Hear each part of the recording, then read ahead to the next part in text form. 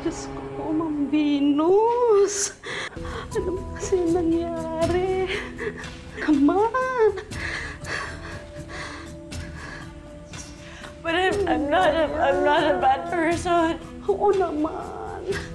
Sobrang sama lang yung loob ko dahil napaya ako. Nakainom ako, kaya ako nagawa yun, Belen. Ano kung may nakakita sa akin? Hit and run yung ginawa ko. Makukulong ako. I have to leave the country. Saan ako pupunta? Paano si Hailey? Yung kotse, I have to get rid of the car. Tulungan mo ako. I have to get rid of the car.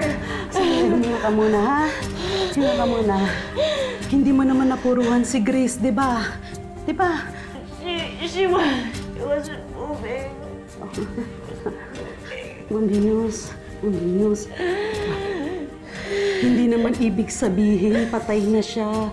Malay mo, may nagdala sa ospital tapos na-comatose.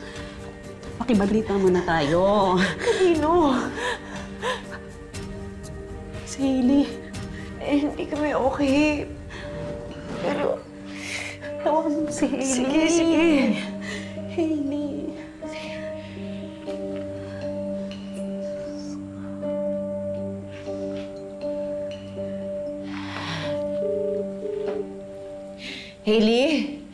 Hailey, I'm sorry sa nangyari kanina. I was just so mad and I'm sure pinagtatawanan ako dyan. Hindi. Pero, yung biggest concern kasi namin ngayon is that na-aksidente si Ate Grace. Anong aksidente? Hit and run daw. She was unconscious when they found her. Pero, dinala na siya sa ospital. Oh my God, who would do that to her? Walang nakakita ng kotse. Pero for sure, ipapahanap yun ni Kuya Carlos. Ate Venus, I'll call you back, ah. Aasikasun pa namin yung mga bisita. Nasa hospital kasi sina Tita Nova at Kuya Carlos. Okay. Okay, bye.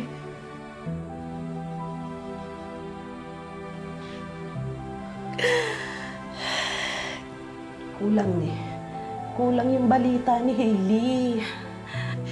Kung pumunta ka kaya ng ospital. What? No! Ayoko! No.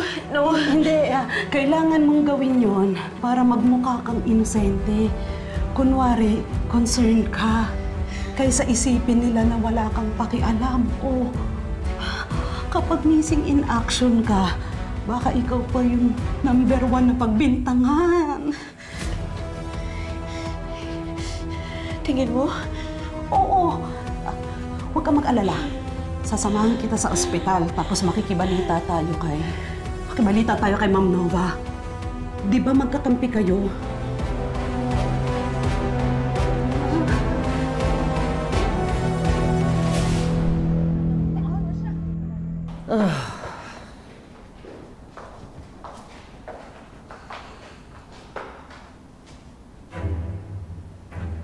Mauna ka na sa akin. Sige. Sigurado po? Oo.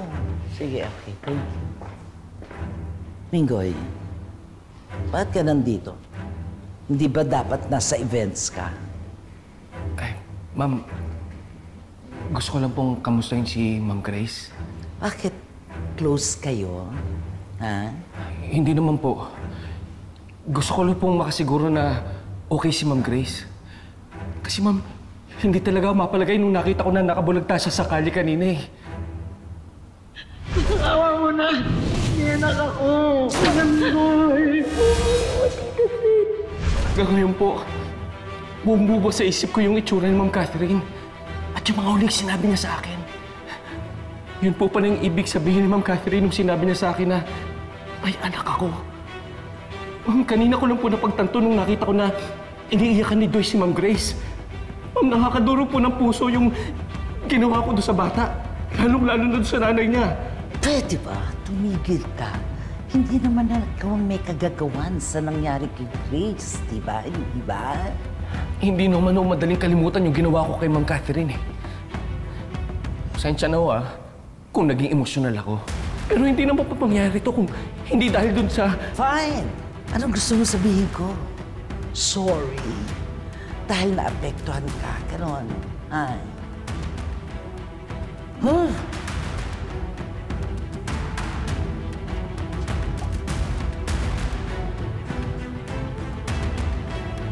What was that all about, Tita?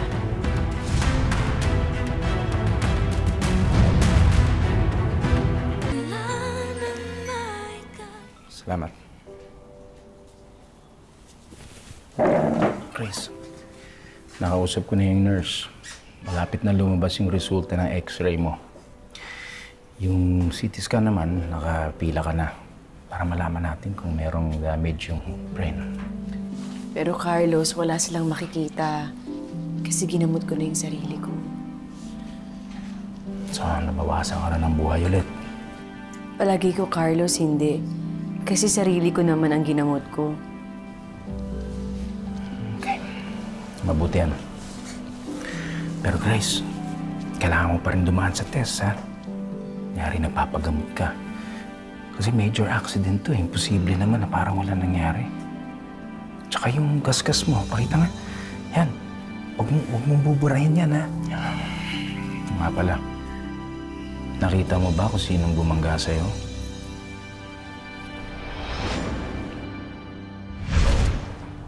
Hindi eh. Ang dilim kasi tapos ang bilis sa mga pangyayari. What was that all about, Tita? Kanina ka pa ba dyan? I overheard your conversation with Bingoy, and I have a few questions. Oh, wait. I have a better question. Nasaan ka nung nabundol si Grace? Oh, ikaw ang nakabundol. Of course not! I saw your car, Venus. Come on. Why don't you tell me the truth? Hindi nga ako. It could be anyone. Don't fool me, Venus. I'm the only witness. And I can see through your lies. Toy? Toy! Isig ka na po. Ma'am, parang di ka nabundol, no? Ang fresh mo. Sandali, nasaktan ba kita? Naku, Doy, pasensya ka na, natulak kita. Nasaktan ka, nagasgasan ka tuloy. Kesa naman kasi ikaw yung mabunggo, kaya nagawa ko yun sa'yo. Tita Grace, wala po akong pakialam kung magkasugat ako. Ang importante po ngayon, magkasama tayong dalawa. Salamat po sa pagligtas sa akin, Tita Grace, ha? 2 beses niyo na po ito ginagawa. Kahit 100 times pa, gagawin ko yun sa'yo. Huwag ka nang umiyak. Doy? Doy? Doy? Doy? Grace, ilalabas ko muna si Doy, ha? Bawal kasi ang bata dito, eh. Daling ko siya kay Sputnik. Ka na? Marites, bahala ka na, ha? Ako lang, pahinga ka muna. Hindi ka na.